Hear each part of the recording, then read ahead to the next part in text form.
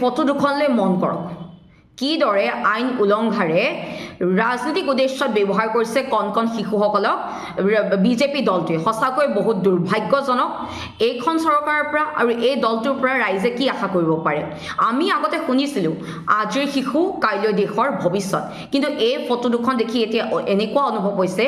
আজিৰ শিশু কাইলৈ বিজেপি আৰু আৰএছএছৰ ভৱিষ্যত হ'বলৈ গৈ আছে এইখন চৰকাৰে আমাৰ ল'ৰা ছোৱালীয়ে পঢ়া শুনা কৰাটো নিবিচাৰে কাৰণ আমাৰ ল'ৰা ছোৱালী যদি পঢ়া শুনা কৰে তেনেহ'লে এইখন চৰকাৰৰ দুৰ্নীতিৰ বিৰুদ্ধে প্ৰশ্ন কৰিব আৰু যেতিয়াই আমাৰ ল'ৰা ছোৱালীয়ে প্ৰশ্ন কৰিব তেতিয়া তেওঁলোকৰ ওচৰত উত্তৰ নাথাকিব সেইকাৰণে আমাৰ ল'ৰা ছোৱালীয়ে পঢ়া শুনা কৰাটো এইখন চৰকাৰে বিচৰা নাই যাৰ বাবে আইন উলংঘাৰে এইদৰে ৰাজনীতিক কামত ব্যৱহাৰ কৰিছে কণ শিশুসকলক এই বিজেপি দলটোৱে এইখন চৰকাৰৰ পৰা কি আশা কৰিব পাৰি য'ত অসমীয়া স্কুল বন্ধ কৰিছে এইখন চৰকাৰে অসমীয়া স্কুল বন্ধ কৰি মই আগতেও কৈছিলোঁ মদৰ দোকান খুলিছে এইখন চৰকাৰে মানে পিঅ' আৰু এতিয়া জিঅ' তাৰ পিছত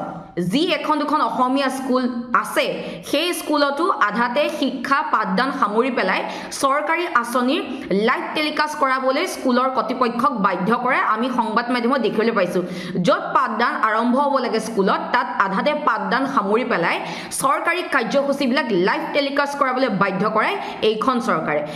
চৰকাৰৰ পৰা এই দলটোৰ পৰা ৰাইজে কি আশা কৰিব এই দলটোৰ এই চৰকাৰখনৰ নেতা পাইলনেতাবিলাকৰ সন্তান বাহিৰত শিক্ষা গ্ৰহণ কৰে আমেৰিকা লণ্ডনত শিক্ষা গ্ৰহণ কৰে দামী ইউনিভাৰ্চিটিত পঢ়ে আৰু এইখন চৰকাৰৰ নেতা পাইলনেতাৰ ল'ৰা ছোৱালী 17 বছৰ বয়সতে 18টা কোম্পানী মালিক হয় কিছুমান ফাৰ্মৰ মালিক হয় আৰু আমাৰ ল'ৰা ছোৱালী এই শিক্ষাৰ পৰা দূৰত ৰাখিছে কেৱল মাত্ৰ ৰাজনীতিৰ স্বাৰ্থত আইন উলংঘা কৰি পেলাই আমাৰ শিশুসকলক ব্যৱহাৰ কৰিছে এইখন চৰকাৰৰ পৰা কি আশা কৰিব পাৰি এইখন চৰকাৰৰ পৰা এইখিনি আশা কৰিব পাৰি কাৰণ এওঁলোকে আমাৰ ল'ৰা ছোৱালীক শিক্ষিত হোৱাটো নিবিচাৰে এওঁলোকে আমাৰ ল'ৰা ছোৱালী শিক্ষিত হ'লে যে প্ৰশ্ন উত্থাপন কৰিব সেইকাৰণে ভয়তে তেওঁলোকে আইন উলংঘাৰে এনেধৰণৰ কাৰ্যসূচীবিলাক কৰে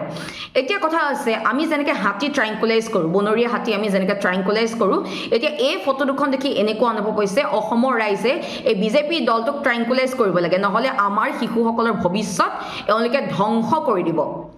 জুবিন গাৰ্গ ডাঙৰীয়াই এষাৰ গুৰুত্বপূৰ্ণ কথা কৈছিলে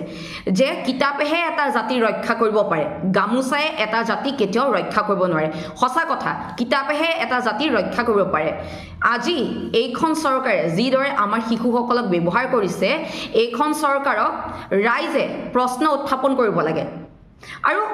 আমি শুনিবলৈ পাওঁ আমি সকলোৱে জানো যে যিমানে বেছি পঢ়া যায় সিমানে বুজা যায় কিতাপে মানুহক অন্ধকাৰৰ পৰা আলোকলৈ লৈ যায় আৰু সদশেষত এষাৰিয়ে কথা কম